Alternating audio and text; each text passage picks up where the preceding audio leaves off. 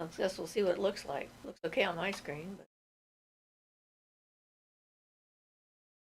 yep, I'm alive. There I am. Hey, everybody. We're here on New Year's Eve in our time zone. Probably New Year's for a bunch of you. So we don't know how many people will join in. Here we are. Well, yeah, there was plenty on Christmas Eve. You never know. What the fuck? Hey, watch your language. We're on live. Stupid popping up. Somebody's here. Was that you, maybe? Dan, Happy New Year. Hi, Dan. Welcome.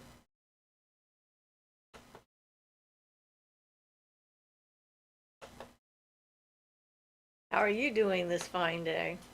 Or evening, or wherever you are? Must be somewhere farther away from the time than us, since here it's only 2 o'clock in the afternoon on New Year's Eve. But yes, time is happening. It's going to change. Sundrop says, hey, hey, hey. Hi, Sundrop. How are you? Ah, life is interesting, isn't it? All sorts of stuff constantly going on. Ian says hello and welcome. Chime in as desired on a relevant subject. Hey, you got your name back. Jana says hi. Because of the time difference, it's midnight for me right now. Animal inconsiderate barbarians are shooting fireworks. Yes. Well, you're on the cusp then of everything changing. So I guess, you're going to be the first New Year's that we have on the channel.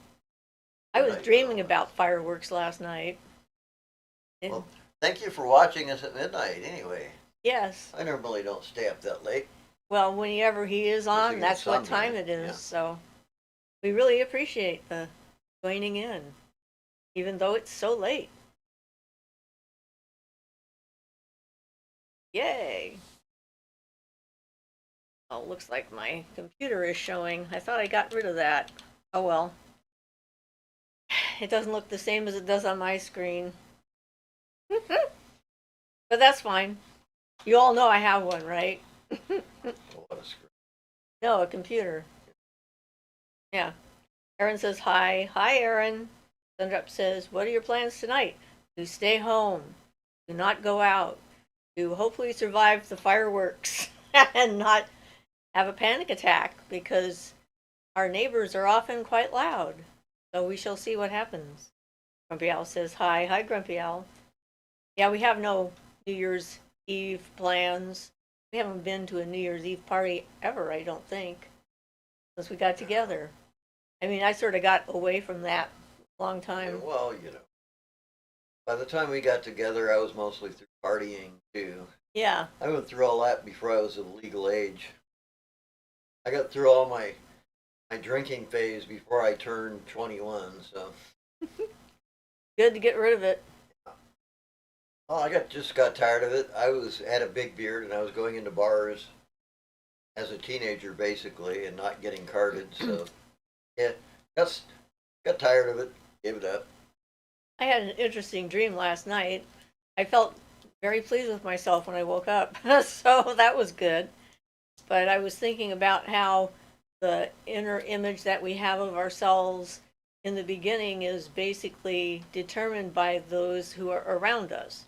They reflect to us who we are. And if we have not healthy people around us, which many of us haven't, then our self-image becomes kind of distorted and not positive. So yeah, it was kind of interesting. Jono says, you and Ian not going to the club? Not going to drop it like it's hot? Yeah. Last time we really did that, we ended up, it was when I got the job, we were going to move over to the coast, and we went out to a bar, and we did a bunch of dancing and stuff, and had some fun, and then came back to find out that karma had dealt a great blow to my ex-boss. Not a great blow, but at least one that I thought was perfect hysterically funny. Yeah. So we used to do that, but yeah, after enough partying, you just kind of get tired of it. At least I did. Well, we did go to a club in Bandon once and had to leave because there was so much smoke. It was before they outlawed smoking in clubs that Ian started having an asthma attack and his lungs started seizing up. So we had to get out of there real quick.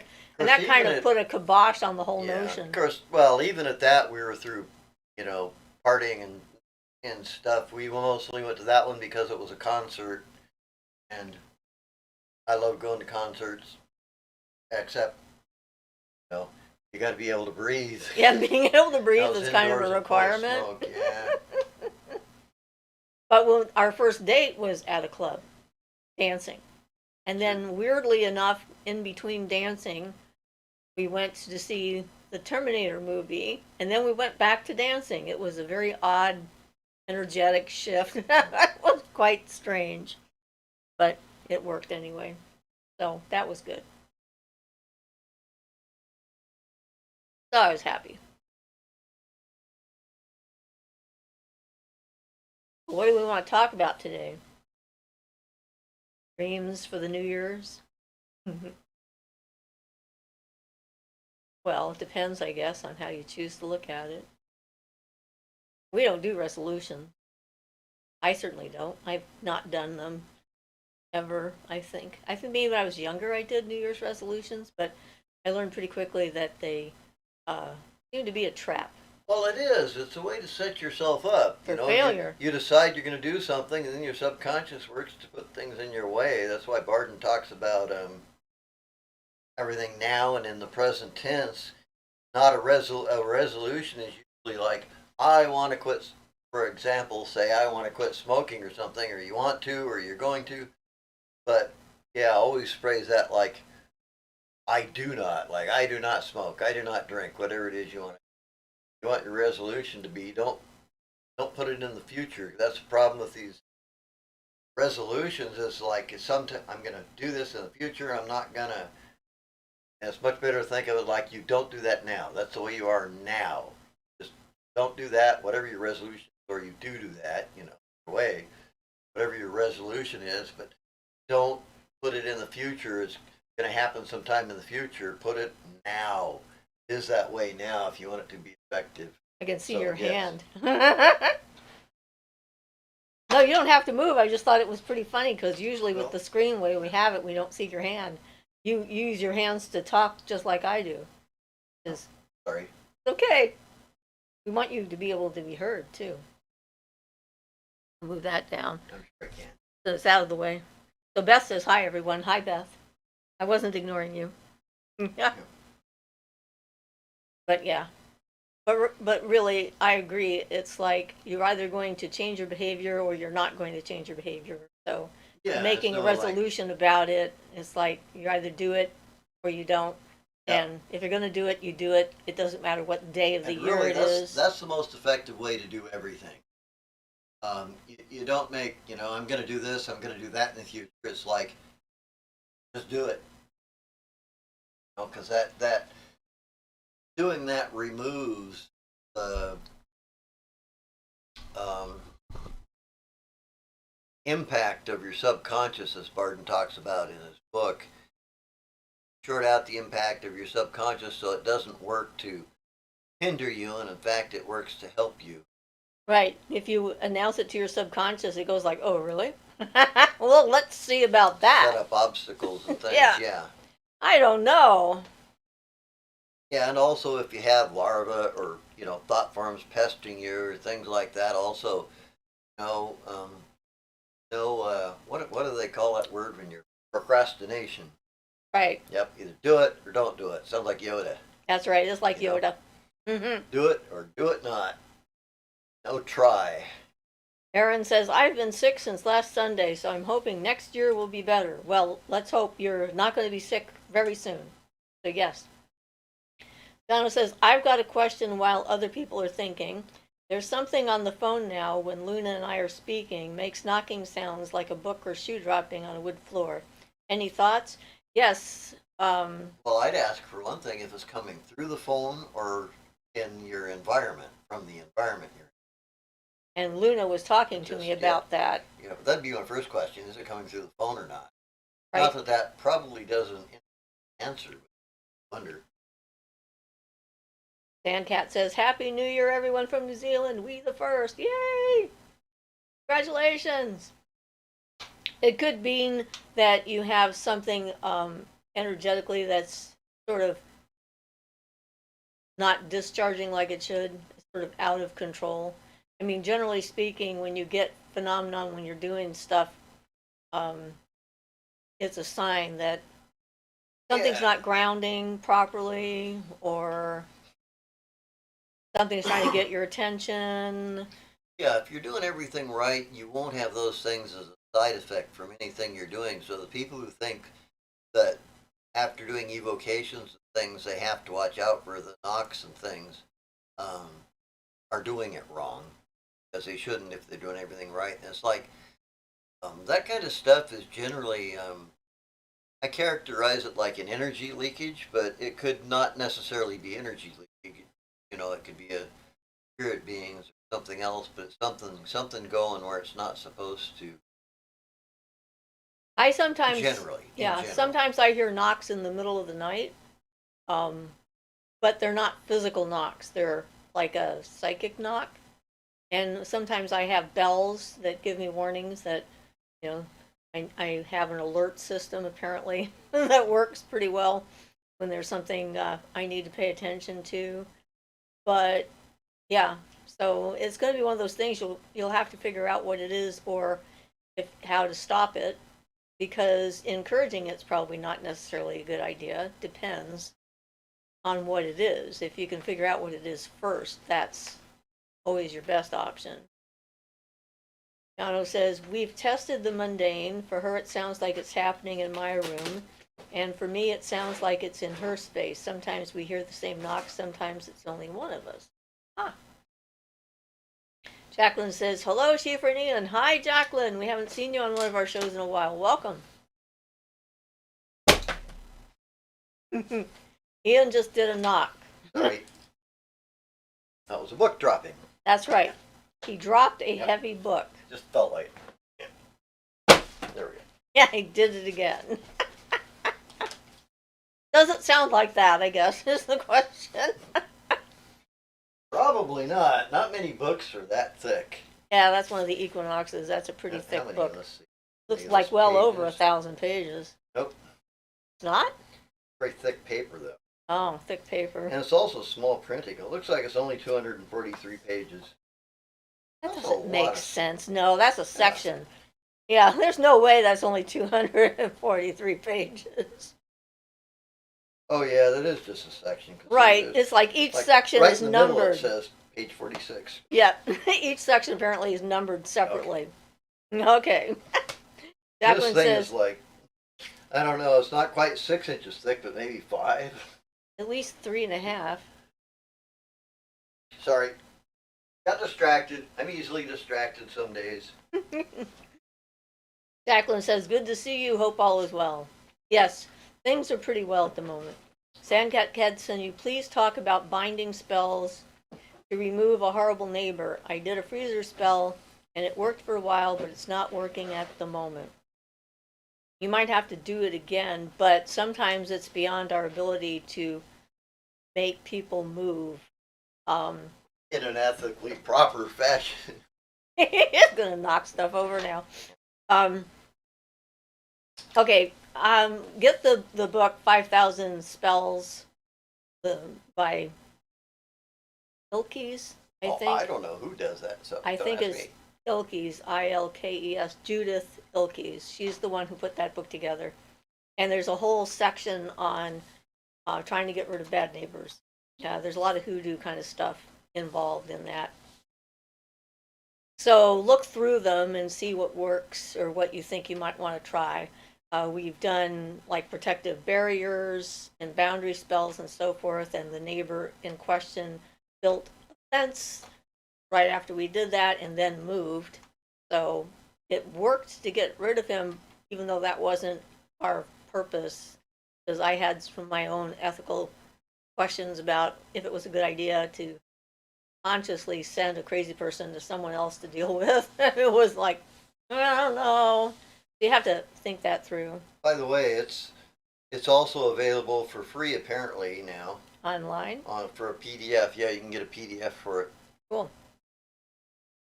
Um, so yeah, so there's a bunch of different things. There's like, go away powder, not called quite that, but it's something like that, but you have to be able to put the powder in their footsteps. That can be difficult in a neighborhood because neighbor might see you coming. Because it depends, if they have like a front step, you sprinkle it on their step or something, or Yeah, yeah, I don't know. it depends. Then somebody see you out the window, wonder what you're doing. Sundrop says I used other my name being called in the middle of the night. When I was in high school, I'd answer, no one answered back. Don't hear any more thoughts. I used to hear my name being called. Typo. I used to hear my name being called too, and nothing ever came of it. I think it's pretty typical that we go through a phase where that happens, and I, just moved on from it. Not worried about it. Jono says similar sound. Our knocks have been a little more woody, like a drunk tripping and hitting their head on a hollow door. Oh, so it sounds like I make when I get up to use the bathroom in the middle of the night, bang and, off the walls and by knock accident. and knock Yeah. off knock off something. Dancat says, I guess I just want peace and quiet. Jacqueline says Judica illis, not ilks. ILLES, not ILKES. Dancat says, oh yeah, I get that book right now. Okay, cool. Yeah, and I would read through it. I mean, when you read her book, word of caution, she doesn't go into any of the ethics of any of the spells. She just puts them out there. So the ethics are your own personal choice. You have to decide whether you think it's a good thing to do or not, or something you're willing to live with any potential consequences from. So I don't just wholeheartedly endorse the book. Good source material, and you have to decide. Dono says, great Sandcat, it's an amazing book. Just a note, binding is the opposite of removing them. Well, this is true. Yeah, I just ignored that because I knew what she meant. Yeah, you don't want to make them stay. Binding would make them stay. Unless you're thinking of binding them to keep them from harming you, which is different. That's like a no harm spell. Sundrop says, can demons cross over or just a deceased spirit? Some spirits refuse to cross over, then what do you do if they refuse? Can you do anything else? Demons are not human spirits, so they have nowhere to go. There's no reason for them to cross over anywhere, and there's certainly no need for them to cross over. They're a different kind of life form. Yeah, they're in their realm, and they don't desire or need to be anywhere else. A lot of the beings like that are less than 5 elements, and if they're less than 5 element being, they're going to eventually, though it may take thousands of years, they will eventually reach some form of dissolution, according to Barden. In other words, they don't have an infinite lifetime, but it can be really, really long compared to ours. 5 element beings are very rare. I don't think you would normally find one thoroughly being like a demon or whatever, though, under some circumstances. I don't want to get too far afield, but under some circumstances, human beings can make pacts and things with demons, which they shouldn't do, and then have to be a servant for that being for who knows how much time, depends on how much the being did for them. So in that case, you would find a 5 element being that would be acting as a demon, but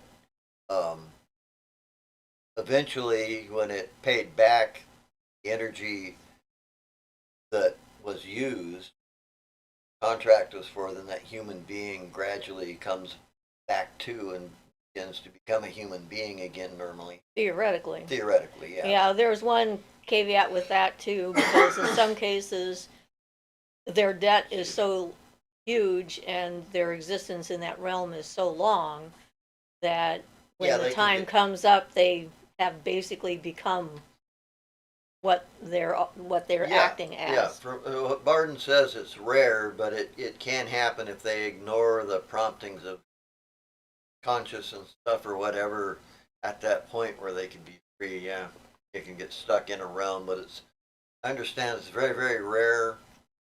It usually only happens to very advanced sorcerers because they're the only ones who are considered worthy of the efforts of the non-human beings to get them enslaved. Right. So there's a second half to the question. Some spirits Right. refuse to cross over, then what do you do if they refuse? Can you do anything else? Okay, I have never had a spirit refuse to cross over. I think that the reason why that happens for other people is because they're more confrontational and they don't know how to open up the portal between the worlds and show them the light. Anytime I have gone to a location where there's been earthbound spirits, human spirits, and I've opened up a portal to the other side, and I've dealt with the reason why they're stuck. That's the other thing, is you have to deal with the psychological and emotional trauma of why they're there in the first place and help them work through that. Then they see where they want to be. It's sort of like an irresistible desire to go into the light once it's there. Sometimes they miss that window because they stay with their body for too long or they're too attached to something that's here, which is how they can get stuck. So, yeah. And eventually, as far as it goes, from my own memories of having been an earthbound spirit in another lifetime, at some point, some spirit voice will ask that soul why they are there. And if they don't know the answer, then they will start shifting into another place. So it's never permanent when it comes to that. Dan Cat says, oh no. Jacqueline says, I used one of her spells to get a job. People ended up being so crazy that I was happy when they fired me. What? So you it doesn't necessarily mean, but yeah, that can happen. Anytime you go to influence what's natural, you never know for sure. If there's something you're unaware of, Yep. there's a bigger picture that you may not know is there, and you're gonna like willfully power through and get your way anyway, and then ta-da! Uh-oh, it worked. Yep. Yep, you gotta be careful of that. Sometimes it can work. Danket says, hee, I meant a banishing spell. Yeah, which we figured. Julia says, slips into my seat, sitting down rather gingerly while I smile a greeting and listen closely. Hi, Julia. Donna says, Sandcat, brilliant. I have a charged banishing candle. Is that true? That I trust. Good luck. Yes. Being alive and dealing with humans, it's a complicated thing. Life. You have a plan and then people get in the way. And then there's like a storm or a giant 40-foot wave comes and blows you off your feet and takes away your truck. I'm sure those people weren't planning on that when they went down to the beach the other day. That was just a couple of days ago in California. It was a surprise sneaker wave, but a big one. It was like a mini tsunami. Like, woo! So yes, life happens. And sometimes it happens rather abruptly and unexpectedly. So I think one of the best attributes to have is flexibility, being able to adapt to changing circumstances. Oh yeah, absolutely. J.R. Scary says, Malkuth happens. Yeah. Ian likes that. Oh yeah, there's. Kabbalistic funny. Yeah. Oh, keep in mind about Malkuth though, even though it is this world right down here, it also includes the sun girdling the earth and all the beings of the sun girdling the earth. And Malkuth has a secret because it's the highest, the absolute highest divine providence aspect of God in the Kaja, is hidden in the lowest earth ball we live on. So while it's outwardly just shows its crudity of Earth and Malkuth, it actually contains the secret of the highest enlightenment, the highest existence, the highest life and everything inside it. So it's kind of a, As above, so below. yeah, well, that's just exactly it. It incorporates above in it, but all you see normally is the below, the rough stuff, the earthiness. So, It's sort of like immanence, the concept of well, immanence, it of is, yeah, divinity within all matter, yeah, regardless of its form or shape or presentation. yeah. It just ain't so easy to see down here, so you kind of got to look for it a lot more. Yeah, yeah, definitely be open to it and such. So, yes. Cool for that. Cool on you. Ian approves. He has a quirky sense of humor himself. Sometimes it's just lame. JR says, finally caught alive. Hello to everyone. Hi, JR. Welcome. Welcome to our little corner of the universe where we talk about whatever's on our minds, pretty much, when it comes to magic, Yep. or mystical or spiritual pursuits and whatnot. So, welcome to the live. If you have any questions, feel free. Make ourselves Tippereth, and we center of the universe. Mm. All things. I had a discussion with someone on our channel about the fairy star and whether you could use it like a pentagram, and my conclusion was no, because it's not a pentagram. And since the pentagram is the symbol for Mars and the septagram or fairy star, seven-pointed star, is the symbol for Venus, their energies are somewhat different, to say the least. Yeah, I might add an addendum to that. That as our regular listeners of this channel know, any symbol can be used for anything if you work hard enough to push it that way. But it's a lot easier to pound a round peg into a round hole than a square peg into a round hole. So I highly recommend using already created symbols like the pentagram that have a large energy associated with them for protection and things like that already. I mean, why invent the wheel every time? You go out and you buy a car, you don't try to build it bolt by bolt. Unless you're crazy. Well, as an example, But yes. trying to use a seven-pointed star for protection and stuff would just be very difficult with one small caveat there, that there is a certain validity to protection by the energy of love, which comes from the Venus sphere and also associated with the blessings, like blessings from divine providence, or we're not arguing concepts of God here, so we won't go into that, but divine blessings come from there, and those things can help protect you, but it's not at all in the same manner as a pentagram. Right. So Jono says, do you feel like doing some face story time from your recent experiences? Well, I've been getting some nice colors, and I had the medicine man Black Eagle visit me last night. So he's not a fae, but still, I did have a bit of a visitation briefly. But I haven't really had anything of note. The colors, though, are fun when I get the colors. And I think I've started to notice when I was experimenting with the silk gloves and the stones that the stones seem to have a deep purple matrix that starts around them, where my hands are green. And so, trying to feel the differences between them and see the colors vividly with my eyes wide open and not on drugs. Yeah, so that's pretty interesting when that happens. Well, silk gloves are pretty useful. I once I won't go into the story, but I accidentally got myself zapped by my own talisman because I charged it up when I was really in one kind of a mood.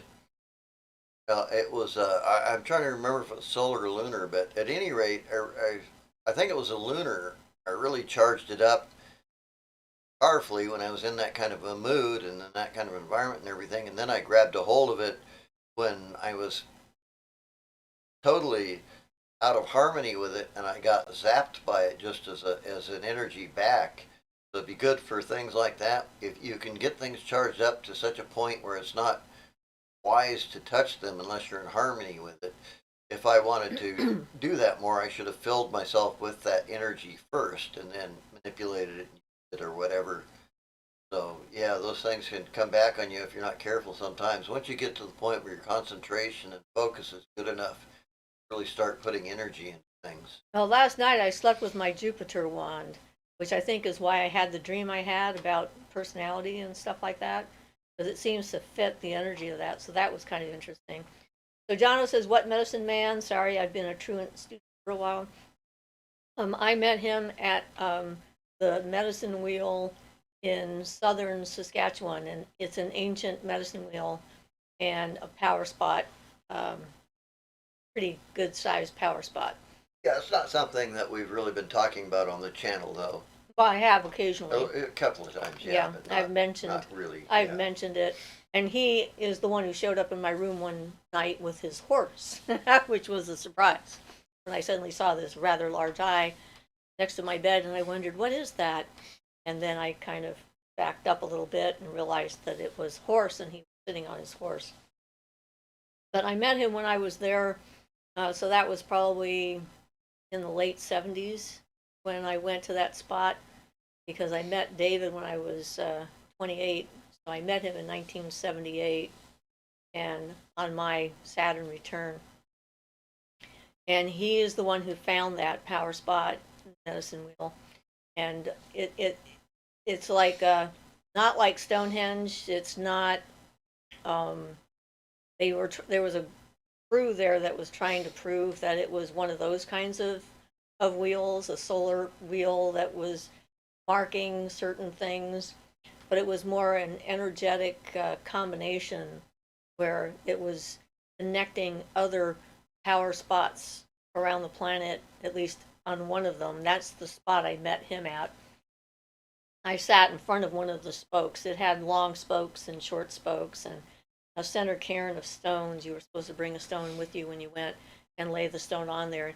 Since recently I've heard they've had to try and limit the people that go there because people are going there and stealing the stones from the center of the medicine wheel to take them back with them instead of leaving one behind. But anyway, when I was there for 2 or 3 days, and I sat in front of one of the spokes. And when I sat there, I felt the Black Hills in North Dakota and Devil's Tower in Wyoming connected to it. It was like this triangle of energy, ley line connections and stuff like that with these power spots. So that was kind of interesting. And that's where he became aware of me. And then he followed me back to my tent and was talking to me all night long. I saw him numerous times. And then every so often he shows up and checks in on me. I was able to actually verify that he was a real person, and that his tribe was up there. And Eagle Medicine is one of the things that they do. And each one of the shaman medicine people have a different kind of eagle medicine, and he's Black Eagle. So that was his name. It's just sort of interesting. I don't know. He noticed me, and apparently still checks in every so often and notices me again. And I was actually thinking about that the other day because I was noticing all the little fairy energy, like little sparkles and stuff like that around the edge of my aura. It sort of collects around me. They just like to kind of hang out, but it's not necessarily a communication. It's just, hey, kind of like the crows that land on my lawn and eat my peanuts. We have sort of a communication, but live in different realities. So that was the medicine man. Never said anything in particular to me. He's just been there. So who knows, maybe that comes later.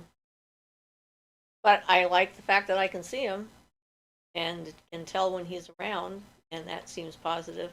And the Jupiter one last night was just sort of a inspired thing to do because the dreams I had the night before were just very weird, kind of um, disturbing dreams. And I thought, if I'm going to dream, I would like to dream better dreams, have something a little bit more productive.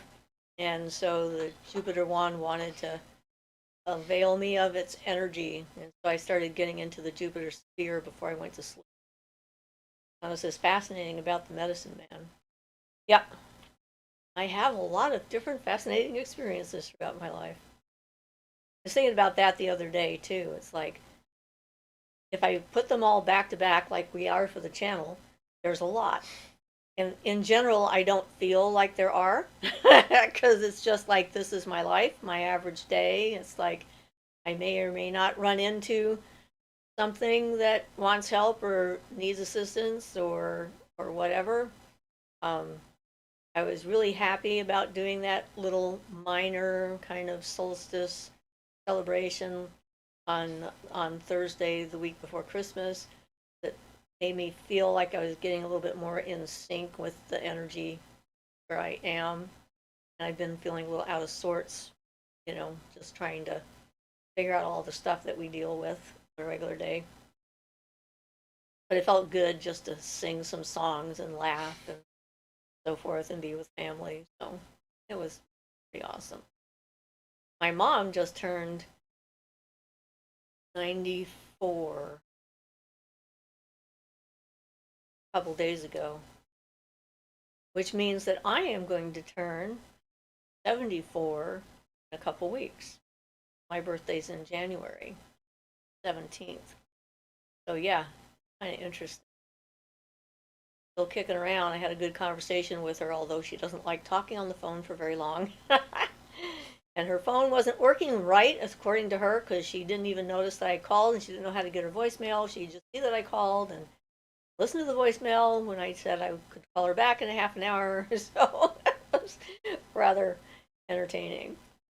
So we're going to see about getting a video conference call with her and the rest of the family together so she can see our faces, because I'm kind of missing our faces.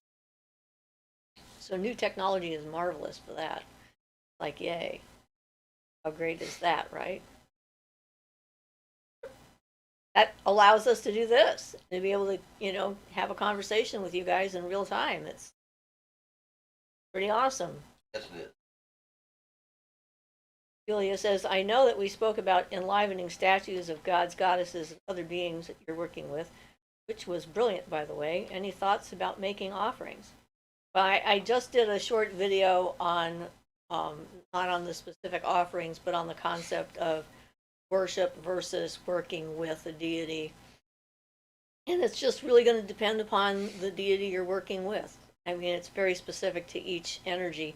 The whole point of an offering is tuning yourself and the statue or your space or whatever to be conducive to allowing that energy to manifest itself so that you can have an encounter with it. And so there's not like one kind of offering or whatever that is good. Different spirits like different kinds of things. In a lot of cultures, food is a pretty common offering. And in most of those cultures, the food is eaten after the deity gets what they want out of it. Like in Indonesia, for example, that's one of the ways that the household deities are fed, if you want to see it that way. They make the meal, they put the meal out in front of the deity, they say words, whatever, I don't know what kind of words, but when they are done, then they take the meal away and then they eat the food. They figure that the spirit has received whatever virtue from the meal that it wants to have, and after that, it's like, good time to eat. So, depends on how you feel about it. Donna says, I listen to a demon no later, his word, dude on YouTube sometimes. On Friday, him and another very knowledgeable witch both said angels freak them out. They're more comfortable with demons. Any thoughts? Well, angels are, kind of intense, but then Well, so are demons, so I prefer the angels to the demons as far as their energy levels are concerned. I would put it to you that perhaps they're concerned enough about their individual practices and actions not being moral, Or ethical. or ethical. Well, basically, yeah. So, I mean, I have myself no problem with that kind of thing.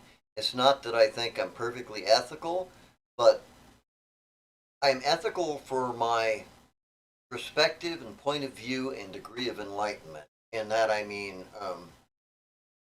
I try my best to be ethical in things. I mean, I don't know how people would feel. It's a good question for people. How would you feel if you met God face to face? Are you going to be afraid he's going to blast you because you're not comfortable with your own actions? So I would say, if I had to make a guess, not knowing anything about these people, but just a random guess, which might be like way off base, be that they're not comfortable with their own self and their own actions on a deep inner level.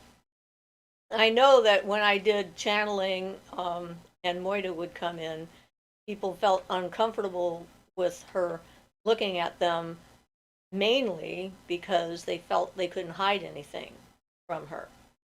And so, Of course, it would be the same thing maybe with like, people might have fear of angels for the same reason. right, that's what I'm You know. thinking. And if you're afraid that someone's going to see your true nature and then be unhappy with you, that means on some level you feel there's something wrong with what you're doing or how you act or something like that, which may or may not be true.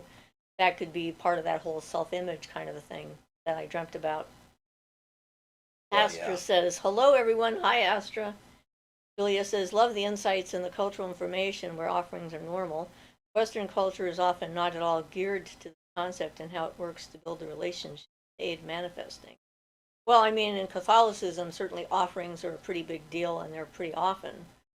They do them on a regular basis. So I think that they have a narrower definition of offerings and when they're allowed and what they're for. Now, I know the novena, which is depending on the saint, anywhere from a week to 40 days or whatever of supplicating to a specific saint for a purpose. Like my mother told the story when I was young of a friend of hers, a neighbor who had her hair caught on fire and it burned all her hair off. It was like, and she was bald. And she did a novena to, I think she said Saint Teresa, but I could be wrong because it's been a long time since she told me that story. And it was a 40-day novena. And at the end of the 40 days of prayers and whatnot and attention, a red rose was left on her doorstep, and it was the middle of winter, which they took as a sign that the saint was answering her prayer. And then her hair started growing back, and it grew in a different color and a different texture. It grew in dark and thick, where before it had not been. And my mother was very impressed with that. So certainly that kind of thing can work. And like I said, there is an environment in our culture where they do that kind of magic on a regular basis, but they just don't think of it in the same terms that we would think. So yeah, it's kind of interesting though. Definitely got a manifestation from it.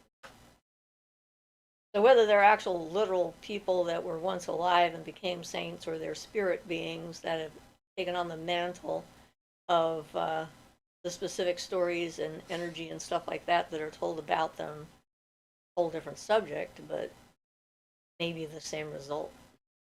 I don't know. I know that there's still a lot of rituals happening in Ireland to Bridget. Her wells are being taken care of, her fires have been relit, kind of thing, and attention has been paid to them. So it's interesting. Julia says, yes, I used to do that as a Catholic for 3 years. long story. Outside of that, which is rare in the area of the country I live, I've not come across that offering dynamic. And John says, excellent points on angels and demons. Thank you. I've done a few seals from the Greater Key, and I made sure to be pure and in the right headspace because, yeah, angels see through you. It's unnerving. Well, they have a very intense energy, let's say. I just liked them. I mean, I saw them and I still see them. I liked their energy. I liked the brightness, the colors, the sparkles. Me, I'm a, you know, yeah. Give me some sparkles and off I go. I'm very easy to entertain. And I was always quite confused when I saw them in the churches because I saw them in church when we would go to church, and I had a hard time reconciling the energy from the angels with the energy of the people that were in the church because people seemed so sad and upset and tormented, and the angels were so bright and light and playful and pretty, and it was very confusing to me. Still is actually, but yeah, I was just very much a innocent, I guess, at the time. Astra says, I have spirits, angels, and fairies in my place. I do feel embarrassed sometimes. They see everything. But I work on just accepting myself and not being ashamed of being human. Yeah. The funniest thing to me is when people start talking about ghosts, how hilariously, more often than not, they will say, are they watching me when I take a shower? And I'm like, why? Why would they watch you? They don't see the world the same way we do. No, they're not watching you in the shower. But yes, it is kind of funny. There were. Why do you care? Well, there's that. What are they? You know. Yeah. Of course, there is a song by Concrete Blonde about that. Oh, what's it called? I can't help you there. Texas Ladies Man, I think. Ghost of a Texas Ladies Man. It's a pretty cute song. So JR says, I agree, Siofra. Yeah, it's a strange conundrum. That's how I see it. I had two guardian angels. I still have. I found out I still have them when I was getting ready to cross over a few years ago when I was really sick. And they never could do much except try and comfort me. They couldn't interfere with all the abuse that was happening to me, so I wasn't sure what their point was, except that they wanted to try and make me feel safer somehow and cared for, I guess. But I've met a number of them when I do different kinds of astral and mental work, other people's guardian angels, and they are uniquely unhelpful when it comes to asking them a question, is this okay for me to do? The answer is almost always, it's for you to decide one way or another. I'm like, yeah, great, thanks. Astra says, my friend has a nature spirit in the shower that drops money on her. Ooh, where can I get one of those? Yeah, no kidding. Anybody can drop money on me at any time. Don't have to wait till you're in the shower. As long as it's like not heavy. Yeah. A brick if of you gold. drop a gold brick, do it in front of me, not on me. Not please. on. Yeah, not on me. Oh God, that's hysterical. And we have a local bed and breakfast that has a haunting, a former maid who's very particular about where things go, and gets very upset when people have loud parties and bangs pots and pans in the kitchen if people are getting too rambunctious. And apparently, it's well known, if she thinks you haven't cleaned the bathroom well enough. I talked to someone who said she was just getting ready to leave. She was like taking care of the place. She had a feeling, and so she went back in the house and she went into the bathroom, and the ghost had sprinkled Comet Cleanser all over the floor because she didn't think it had been done well enough. She had to do it again. But they warn all their guests when they have guests that if they're things go missing, especially newfangled things like, hair curlers and electric razors and things like that, to always check the linen closet first instead of accusing the staff of taking them, because that's where she puts things that she doesn't know where they belong or what they are. And I'm like, how can I get a ghost that will clean up my house? And so I don't have to do it. If only, but but she's particular and makes you do it too, so it wouldn't be as helpful for me. That also reminds me of a story, though. Somebody was trying to get a being to bring them a glass of water, I guess, just for a lark or an experiment or whatever, and seriously working on it. At some point, I don't think it was right during the experiment, but they ended up having a water main burst or water line burst in their second floor, right up above where they were doing it, and they ended up getting soaked. Yeah. Well, they got their water. Yeah. I can't vouch for whether the story is true or not, but it's one of those things that used to pass around, between, right. Yeah. Astra says mainly pennies and some dollars. Okay. Well, hey, they add up after a while. Julia says, with some spirit entities, the ones working with them are aghast if you have their altar or even a statue of them in your bedroom, and warn about not getting naked in front of them. Tries not to laugh. Oh my goodness, they would have a terrible time with my bedroom, considering I have got a whole pile of statues of male and female deities all over my room. Yes. Mm-hmm. And I, go to bed there, so. I Love Math says, how exactly do guardian angels help us then? I think that there are certain things that they can do, like they can intervene if you are trying to harm yourself at a time when you aren't meant to leave. They can try to intervene. It doesn't mean that they always succeed, but there's been any number of stories of people who have decided that they're going to take themselves out of the equation, and circumstances have suddenly completely shifted around them to make it impossible, and it seems like divine intervention.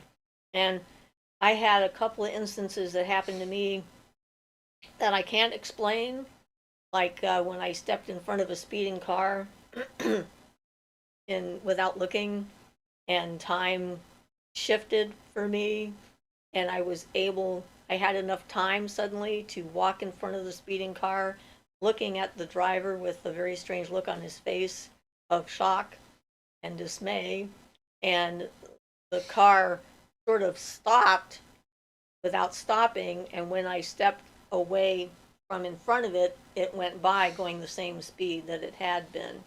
And I can only assume that somehow my guardian angels did that, because I should have been hit by that car. There's just no way that I should have been able to avoid that. I couldn't have avoided it. So I think that there are circumstances where they can help. But yeah, comfort and occasional assistance in some weird action. No, I'm not seeing. JR says, good one, Coyote. It says, hey all, how's it going with you? Hi, Luna. Welcome. How are you doing? We're doing pretty good over here, I think. Astra says her friend had dollars fall on him in that shower when he spent the night, and now he's afraid. What, he doesn't like money? Oh, people, the things that they're upset about are so strange. Still, though, it takes a long time to build up enough dimes to do anything with. Well, he had dollars fall on him, and I'm like, I guess he put on a good show and he was being rewarded. I haven't gotten to the dimes yet. Grumpy Al says dimes are said to be something spirits will use to communicate with us. My native side of the family believes this, and I've seen it. Dimes will appear in the weirdest places. It's called a port, the paranormal transference of objects through unknown means. Yes, we actually have a friend who witnessed one of those events. There was a place in a house where it was pins, right? Or hairpins? Safety pins. Safety pins would just appear out of the air and fall. and they actually put containers to collect them, and they would collect jars of these safety pins. And our assumption is that some safety pin factory somewhere was missing a lot of safety pins that they didn't know had disappeared and had come to this house, like a little, I don't know, quantum tunnel between a factory and the spot above the mantle in this house. But yeah, and there's other instances like that in India of swamis and gurus and so forth apporting things from another location and making them appear where they are. Yeah. So. Yeah, Paul Brunton mentioned some of those in some. There's a Idris Shah, one of the two.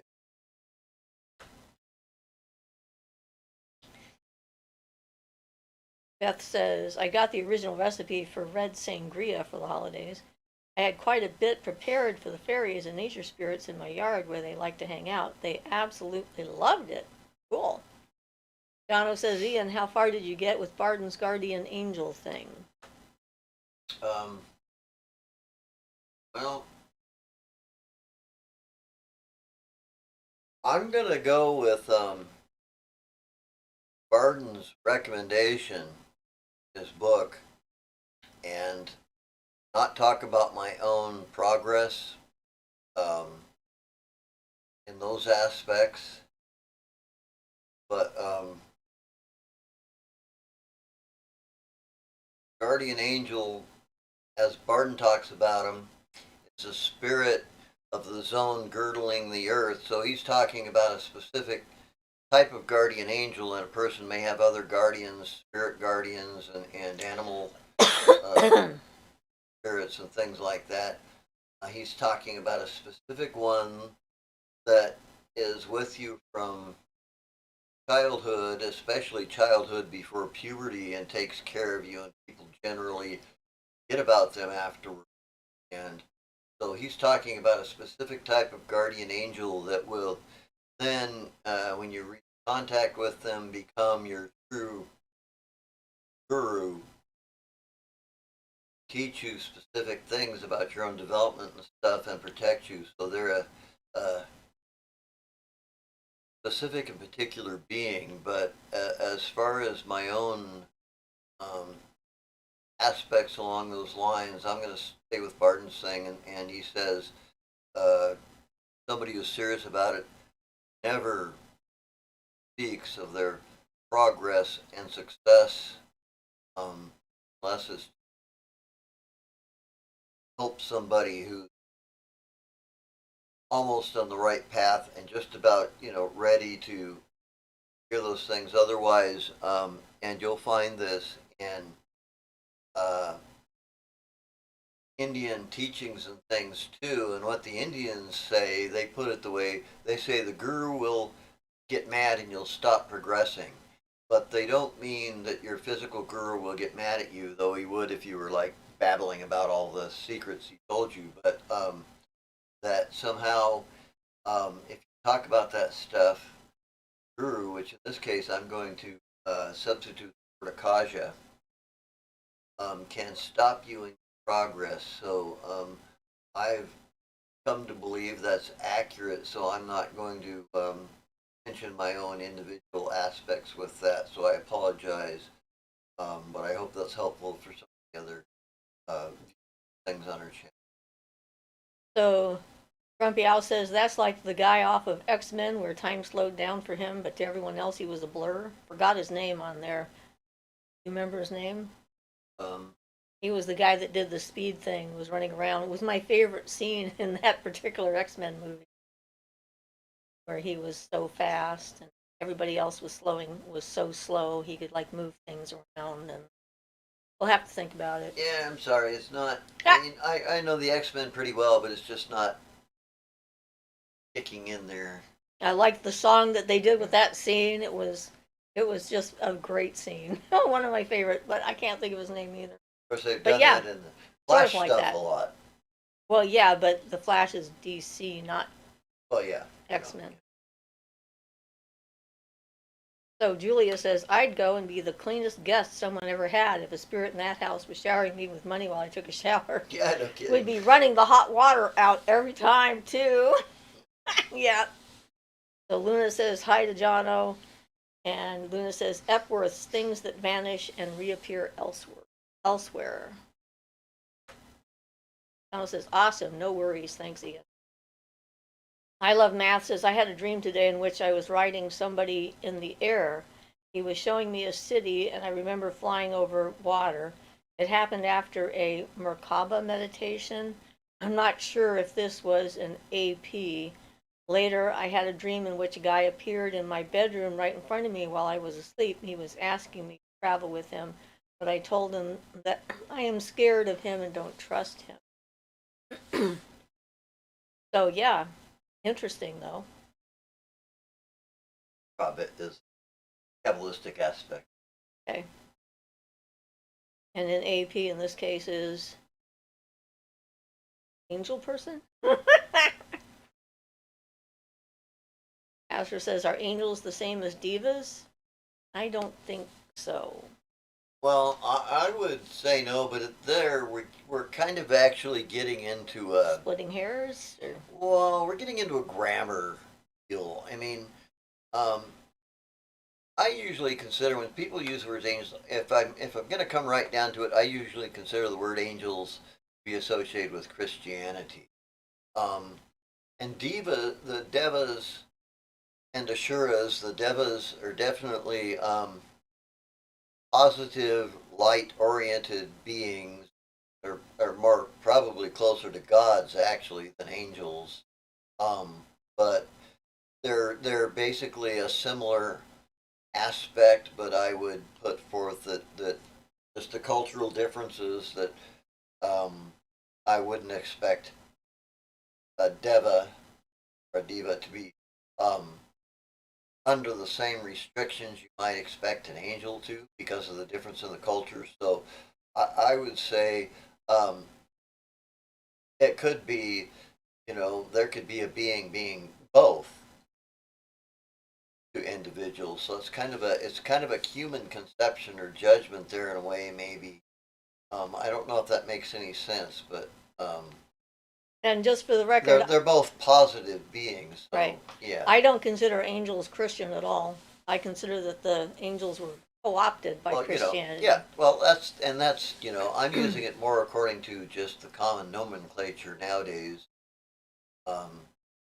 Yeah, I prefer the term positive beings. That way, I'm not restricting them to any one Mythology. Culture or mythology. Yeah. Yeah. Caro says Quicksilver. That was the character's name. Okay, right. Astor says, oh yeah, I remember that scene was funny. Yes, it was. I Love Math says, I think he told me that he'll kill me after I refuse to travel with him. Is this the type of stuff that happens during astral projection? Well, if he said that, you definitely should not go with him.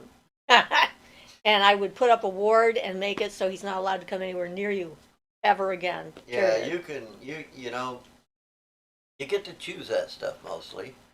Because if you're aware of magical authority and if you work on creating yourself magical authority, a lot of that comes from acting respectfully towards the spirit being, good or bad. So now I know what respectful. AP meant, astral projection. Wasn't sure if it was an astral projection. But yeah, you have the right of free will to say no to anybody, and if they don't like you saying no, then you have a right to say no.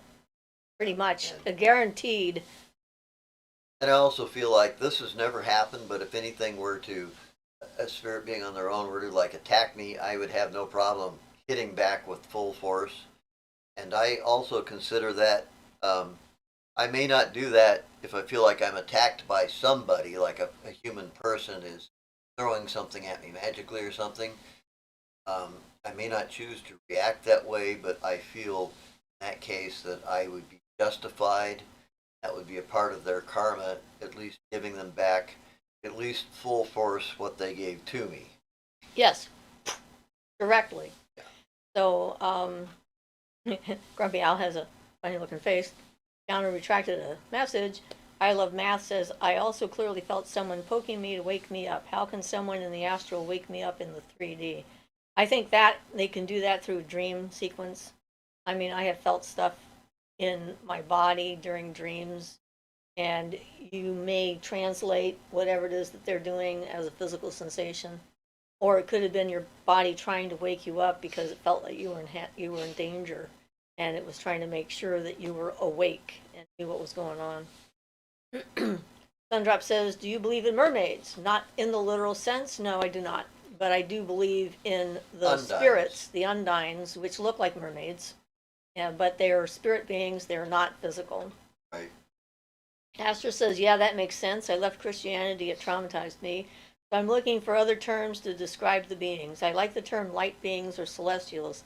Potato, potato. Yeah, actually, I met some celestials, and they're very different from the beings that I know of as angels. So yeah, it's kind of interesting though. Dano says, I love maths, Merkaba meditation, like descending into the Kabbalistic home of God and other higher beings.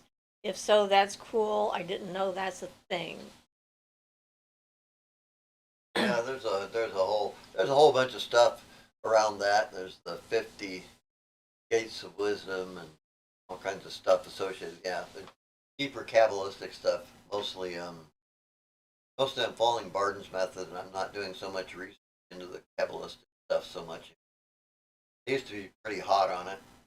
Never so much the gematria though. I understand a lot better with Barden's Kabbalah. The gematria makes a lot more sense.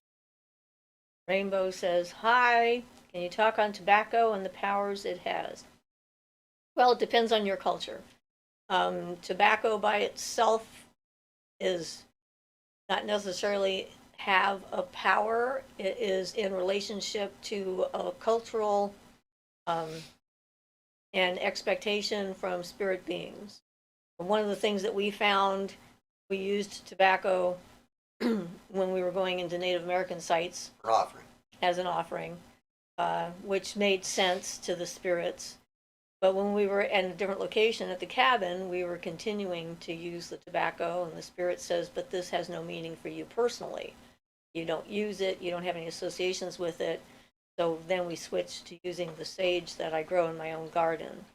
So the thing, any kind of offering, whatever it happens to be, it's representation, energetic representation as well as physical representation, and where it connects with you in your unconscious and subconscious, and in your cultural associations and so forth with the spirits that you're working with. And so it's not like a single thing. So that would be my interpretation of that.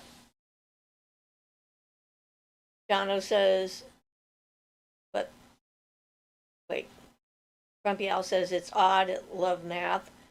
I'm pretty sure I got tapped in the face through my pillow. My head lifted off the pillow a bit. I laugh about it now. Rainbow says mermaids exist. Ha ha.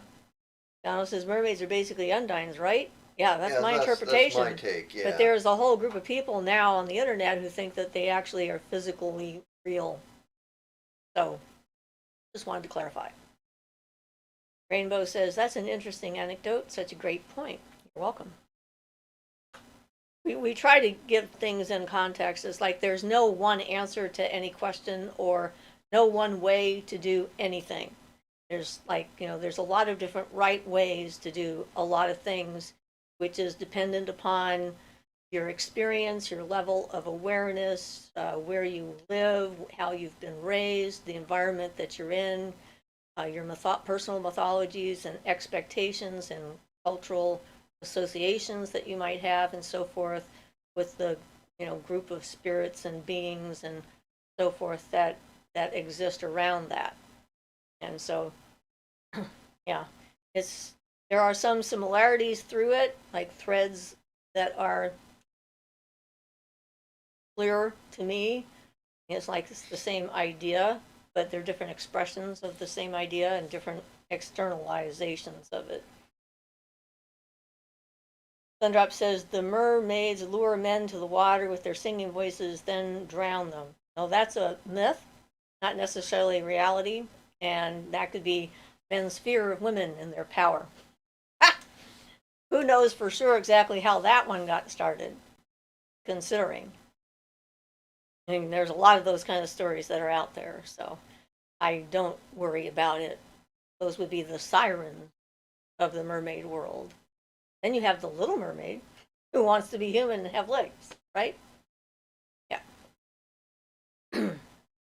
Rainbow says, of course, I appreciate it. Have you met reptilians before? No, I have not, except for lizards. I had a snake once who's a reptile. He was pretty cute, a little garter snake. But no, I don't believe in reptilian aliens being on the planet either. I certainly never have encountered one that I know of. And I think that that is part of the cultural myth, new cultural mythology that's out there. But I can only speak to my actual experience, and so that's a no for me. Pastor says, oh, dang, I'm getting an education right now. I'll call them sparkling, spinny, shiny creatures. Well, you know, language is our thing, really, when it comes down to it. Beth says, that's the sirens from mythology. Yes, you are correct. That was from Odysseus and his travels and stuff like that after the Trojan War, when he wanted to listen to them. And so he had himself tied to a mast so that he couldn't leave so he could hear their song, but not dive into the ocean and kill himself, and told his men to put wax in their ears so they couldn't hear the song and not to let him go. So he got to experience their allure without dying. Barton talks a little bit, just in passing, about something of that. He says that he had a friend who he was teaching, a magician, a student who was not a regular student. He goes on about it in Fervato, but apparently this person, and it's also talked about in Memories of Franz Barton. He talked to either his son or his student, Dr. M.K., about it, I believe, where a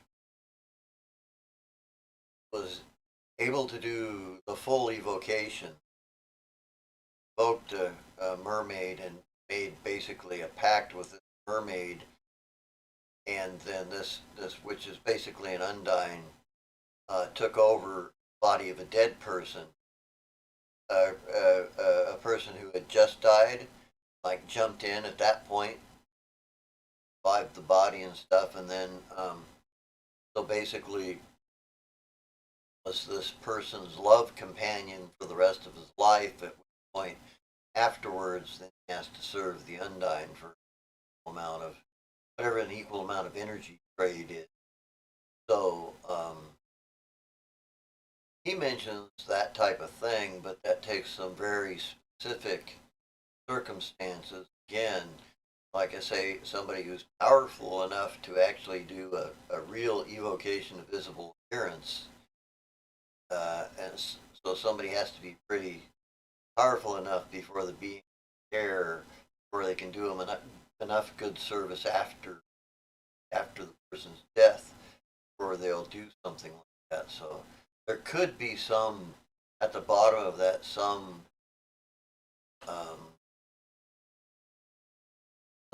legitimacy to the source of the stories, but they certainly don't happen like normally. Yes, and things. Okay, so Astra says, yeah, that's true. And Sheila says, are the Indian Nagas reptilian? Sorry about the spelling. They are snakes. So, yes, in that sense, they are reptilian. Because all snakes are reptiles. And Garuda doesn't like them. And most people who get bit by them don't like them either. Well, and then there's you have to look at that also from the Indian perspective, that snakes represent wisdom. King Cobra is one of the major ones in tantricism and Kundalini yoga, especially. They're very important and very auspicious King Cobra. So, yes, the Nagas. They're not talking about ordinary snakes in that term. Yeah, they're a god type. Yeah. They tried to steal the elixir of immortality, and they kept the Garuda's wife prisoner, in which, in order to do that. So the Garuda doesn't like him, and of course the Garuda is an evil form. And you see the shape of the Garuda catching a snake in his claws on a lot of flags across the world, and that's what he is. That's what that is. He hates snakes. But hey, Luna says, I'm singing to my cat right now, and he's dying. Not my singing, apparently lack of food. He hasn't eaten for 20 minutes. We experience that. We know that very, very well. Oh, the other day, the cat was trying to get me to do something, but he wasn't letting me know what it was. And he was sure if he just rubbed my head, loved it, sang to it, and attacked it, and incessantly, obsessed over it without stopping. I may explain a little bit. He sits on the. He has a big easy chair, and On the back of my sits on the chair. back of the easy chair. So that's how he has access. He has access to my head. And it turns out it was because we had the bunny out the night before, and the bunny obsesses over the cat scratcher, so we put the cat scratcher up. Because the bunny keeps eating it. And so I finally figured out, after a half an hour of obsessive behavior from my cat, what was the problem. And I put it down. He immediately went over and scratched it, and then he was fine. That was the end of it. Like, yeah. I'm like, you could have pointed out the scratcher instead of just trying to eat my head. But yes. So Sundrop says, how about zombies? Your thoughts? Well, zombie powder is a real thing, and being a zombie is something that got started as, it's a real phenomenon that happens in Santeria. Well, not Santeria, but deeper into the Voodoo. Not even Voodoo, strictly Voodoo. It's Yeah, it's in the Caribbean. They created a formula that would make somebody appear to be dead, bury them 3 days later, dig them up, and then make them work for them on their plantation for the rest of their lives. And usually the brain damage from that experience was enough that they did not know who they were, so they seemed to be like the Walking Dead. And if they ever managed to remember who they were and go back to their village, they were declared dead because people had seen them die and buried, and no one would have anything to do with them. Doctors would declare them dead, and that comes from a substance called a tetrodotoxin, which derives from the pufferfish. Causes that. It is one of the things in it. Yeah, it can cause you to appear to be dead. And this is the reason why in Japan, if you've had sushi and you've had pufferfish, they won't bury you for 3 days. They will leave you above ground and to make sure that you're actually dead before they bury you, because they've had people wake up. So no, I don't think so for actual zombies, but the zombie powder does exist. There was a book called Bell and Candle, or no, that's the wrong book. Feathered Serpent? No. No, What's the name of the book? The Rainbow. Rainbow Serpent? Type in rainbow. We'll have to look it up. I don't remember, but there is a book about the subject in which this guy actually finds out about it. Yeah, he went to locate this stuff, and he actually went through a whole bunch of crap and like there and found out it really does exist. There have been some very strange. You can look them up too. There have been some actual occurrences of dead people showing up in their villages over in that area. There was a couple of pretty famous ones that happened. Yeah, in and Haiti, they'd show I think. up and not have their memory or anything left that had been done to, and then they'd been kept as slaves after they woke up. He was originally hired by the medical establishment when they heard about that guy. The Rainbow and the Serpent. That's it, the Rainbow and the Serpent. And he was sent there to investigate because they thought it might make a new anesthesia. But of course, when they found out that you're completely and totally awake the entire time, it was a no. Besides which, how incredibly difficult it was to make, and how easy it is to overdose someone and kill them. Sandcat says, higher beings is a really good term for the unknown. I like this. Astra says, haha, Kitty needs snacks, not tunes. Astra says, that's good. Good way to look at it, Sandcat. I don't have the nuanced discernment to tell the creature apart yet, other than their appearance. Beth says the Garuda can only be defeated by the Naga venom. My spelling is probably way off. No, I think I don't think so. you're I think spelling that's it right. about right. Yeah. Probably Alice says goofer dust, I think. Sundrop says, ah, okay. Astra says, I learned that Greek daemons are where they get the idea of guardian angel because there are guardian positive daemons and negative daemons, but the description seems more like the Fae. Well, actually, the word daemon spelled like that means spirit. That's all it means is spirit. Spirit, yeah. It doesn't mean demon so at all. Then there are positive and negative ones, yeah. Positive and negative spirits, but yeah. the demons aren't involved in it whatsoever. But not the way we look at demons. But with the daemon, yeah. Yeah. Yeah. It can be positive too. Again, it's a kind of a grammar thing. Yeah. That may be where we got the word demons from. I don't know. But, I think. But yeah, but not the same thing at all. Not the same thing. Julia says both there you go. Wade Davis. Thank you.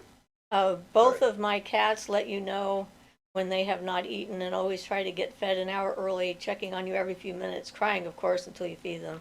Yes. Yeah. I love how my cat leads me into the kitchen whenever I walk in that direction and almost trips me up because he's not a very good leader. He keeps stopping to check to see, where are you? Are you coming? Like, cats. Dizzy says Serpent in the Rainbow by Wade Davis. Thank you. That is the correct name, I remember. Now that I see it. Yes. Well, we were getting close. Astra says, so that's where we get the term demons. I think so. So what do you think about vampires? Okay, so vampires, I think that there are not literal vampires as in they are the undead and they feed off of blood and that's how they survive and they transform like the stories. I believe in energetic vampires. There are also lifestyle vampires, people that decide that they're going to use it as a, like I said, a lifestyle. We have some people in our community that are lifestyle vampires. They only go out at night. They keep their windows covered during the day. They drink each other's blood with permission, etc. But yeah, I don't think that the storied vampires. Think is a little bit like. Well, ew. Not going to catch me doing that. It seems a little bit towards the crazy end of the spectrum to me, but not. Well, you know, not judging. People can do what they want. I don't care. So long as they're not hurting anybody else. But some of them get into some pretty strange circumstances, and I think that the idea of being immortal is something that a lot of people are attracted to, and then claiming that you're an immortal blood-sucking vampire apparently turns a bunch of people on. So why not, right? They would certainly claim it. Julia says, oh, maybe the cat was thinking that Luna was singing their language but couldn't recognize the dialect and saying, to come get his dinner? Sundrop says, is it true you only need a separate altar for ancestors and all spirits get along and can work together? It depends on who you are. And it depends on the cultural aspects. I can't think of the word I want, but there are, if you like look at the Santeria beings, and of course I haven't delved into that as one of my things, but there are some that don't necessarily get along as well with the others apparently. And I think a lot has to do with you as an individual as well. I mean, historically, there are a lot of gods and goddesses that are in my bedroom that may not supposedly get along, but they get along fine if they're with me. So sometimes it's the practitioner who determines whether or not it's okay or not okay. Sometimes it's the cultural aspects of it that Ian was talking about. And yeah, so it just really depends. I've talked to some people who work with okay, now names are escaping me at the moment. Not the Morgan, but well, anyway, some of the darker goddesses, and they don't like them to be working with anyone else. And I'm like, okay, then if that's the case, my rule is if you can't get along, then I'm not working with you. That's kind of my choice. Yeah, the way to look at this is that You know, I'm not going to get into a conversation about whether they pre-existed people or not, but a lot of them have so much built-up thought forms and things about them from people having worshipped them over years that whether they would have had those characteristics, if people have worshipped them for years and years and thinking that they don't get along with another god or goddess or whatever, those things will be built into the energy form. And if you try to work with them, you'll likely get in contact with that. So if you're going to work with them successfully, you have to kind of conform to those rules. I don't think there's anything intrinsic about it, and that spirit beings are necessarily as petty as they're portrayed, any more than I believe that God is as petty as he's portrayed in the Christian Bible. Now, if God exists, I don't think that's anything like God. But regardless of that, so practically speaking, that may be the case if you're working with one or the other of them. You have to decide yourself. Yeah, because a lot of these things, when I did some work with getting into some touch with Anandamayi Ma, who was a human being living on this earth, he was a female saint from India. And when I started getting in touch with that energy, I started feeling that she was a goddess because that was the group thought form. They had turned her into a goddess. This was goddess energy. So that's what people get when they work with her. So it could be kind of similar-ish with the beings who don't get along. It's not necessarily that they wouldn't, but through years of being worshipped with that concept and everything, it's so built in. I don't know if I'm explaining anything, but I'm trying. Sounds fine to me. Let it go on to the next thing. JR says cats equals Kether. Beth says, oh my goodness, my cat always wants to bump up feeding time. Lizzie says, I believe in energy vampires for sure. Beth says, energy vampires are so real, the most dangerous ones don't know they are. Yeah. Luna says, update, Ziggy Stardust is now eating dinner, panic over. Yay. Lizzie says, you don't want to put Oshun and Oya together or Shango and Ogun. They will literally fight. Yeah, see, I wasn't, it's been long enough since, I didn't remember the details of who and what. I did know something about Santeria, but it's been years and years since I was involved with or learning about it. I guess since Oya rode me, I guess I should stay away from Oshun. Well, no, I don't know.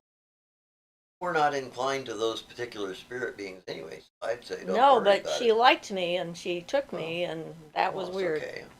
Astor says, my cat knocks stuff off my shelf to get me to feed him or punches me with both paws and then runs off. He's a brat. Yes.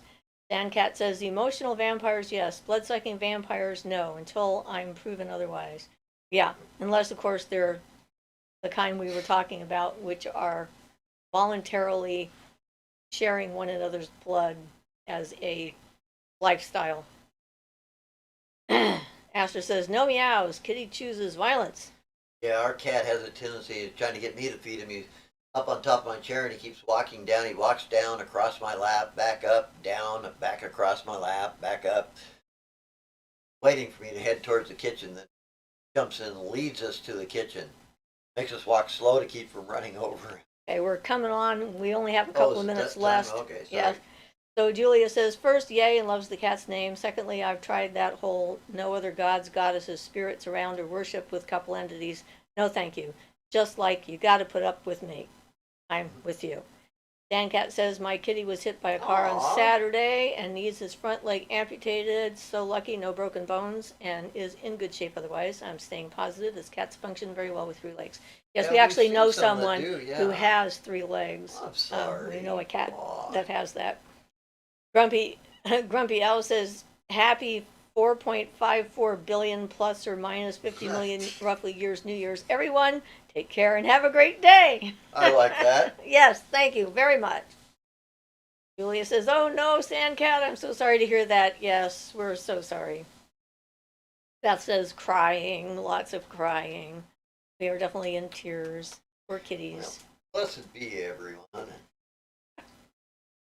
So, Best wishes for As New Year. usual, this has been a fun and entertaining show. At least I've been having fun. Hope guys you have too.